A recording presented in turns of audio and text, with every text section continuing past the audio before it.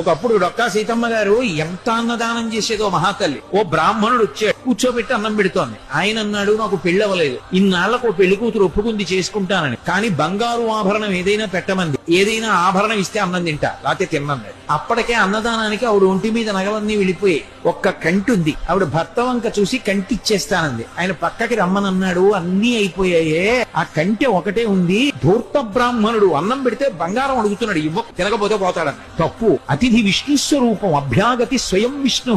కాబట్టి ఆయనకి అన్నం పెట్టినప్పుడు బంగారం ఇచ్చేస్తాను. ఏమవుతుంది? పెళ్లి చేసుకుంటాడు, మంచిదేగా. కంటే ఒంటి మీద ఉంటే ఏమవుతుంది? శాశ్వతమా? పుణ్యం శాశ్వతం. ఇస్తానంది, నీ ఇష్టం.